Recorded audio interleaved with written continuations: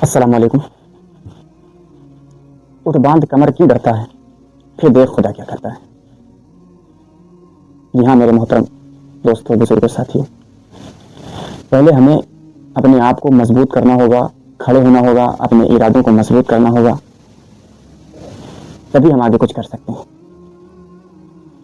और अपने इरादों को मजबूत करने का मतलब ये है कि हम एक पक्का अज़्म करें, एक पक्का इरादा करें कि हम अपने आप को, अपनी कम्युनिटी को मजबूत करेंगे और एक ऐसे लीडर को चुनेंगे, एक ऐसे लीडर को खड़ा करेंगे जो तमाम नाइंसाफियों का, तमाम मजालिम का पुरजोर, पूरे जोर के साथ, पूरे शोर के साथ मुकाबला कर सके, चाहे वो गली कूचों में हो या फिर विधानसभा या संसद भवन में हो। हमारे साथ हो रही नाइंसाफियों के लिए हमारे साथ खड़ा हो सके। आज हमारे प्यारे मुल्क भारत देश में, हिंदुस्तान देश में क्या हो रहा है? आज मुसलमानों के साथ जुल्म ढाए जा रहे हैं।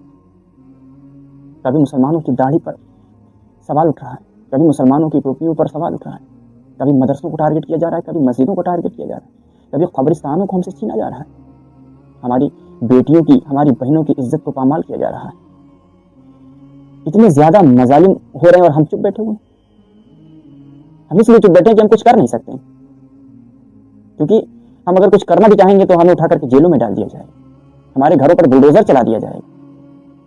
तो आज हमें जरूरत भी नहीं उठकर खड़ा होने की, हमें सिर्फ अपने आप को मजबूत होने की जरूरत है। और हमारी मजबूती हथियार नहीं, लाठी डंडा नहीं, हमारी मजबूती एकता है। और एक होकर एक ऐसे लीडर को खड़ा करने की जरूरत है जो हमारे साथ नाइंसाफियों का मुकाबला कर सके, जालिमों का मुकाबला कर सके और हमारे साथ हो रही नाइंसाफियों के लिए लड़ सके। अब आप सोच रहे होंगे कि बार बार मैं लीडर की बात कर रहा हूँ, तो हम किस ऐसे लीडर को चुने? क्योंकि हम पिछले 75-76 सालों से अपना नुमाइंदा किसी न किसी को बनाते हुए आ रहे हैं और हमारा हाल बद से बदतर होता जा रहा है।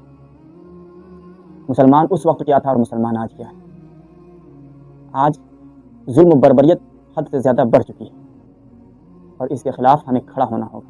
और हमें खड़ा होने का मतलब हमें गलियों में निकलने की ज़रूरत नहीं है, रोडें ब्लॉक करने की ज़रूरत नहीं है, धरना प्रदर्शन करने की ज़रूरत नहीं है।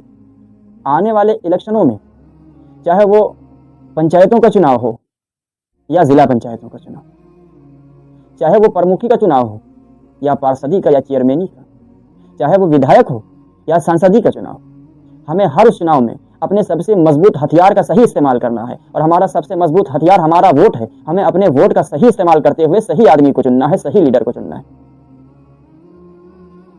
क्योंकि यही वोट हमारा हथियार है, यही वोट हमारा सबसे बड़ा हथियार है। इसी के जरिए से हम इस देश में हो रहे जुल्म बर्बरियत को रोक सकते हैं।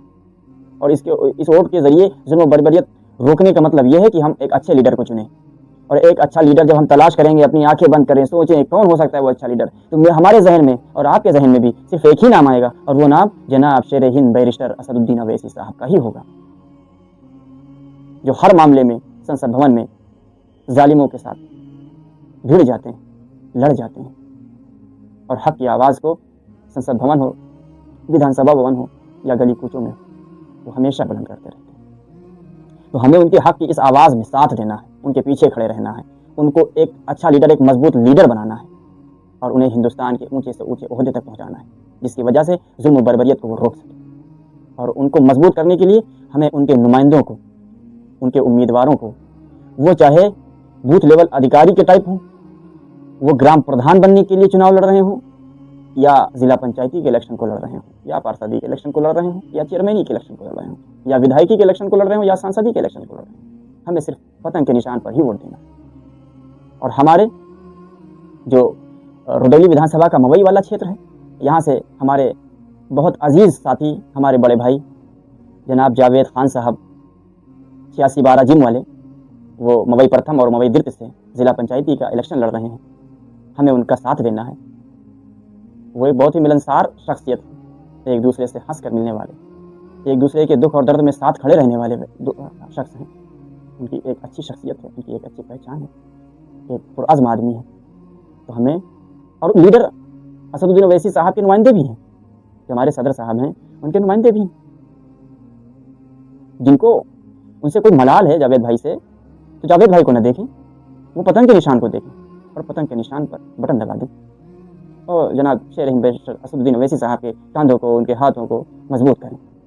उनकी मजबूती जनता की मजबूती, उनकी मजबूती मजलूमों की मजबूती, उनकी मजबूती देश का विकास, उनकी मजबूती हमारे पंचायतों का विकास, क्योंकि आज हैदराबाद देख लीजिए रोल मॉडल बना हुआ है। तो इस वजह से अब धर्म की राजनीति नहीं, विकास की राजनीति करेंगे। अब वोट धर्म और मजहब के लिए नहीं, विकास के लिए। इंशाल्लाह पतंग का निशान, सुरक्षा और सम्मान। जय हिंद, जय भारत, अस्सलाम वालेकुम।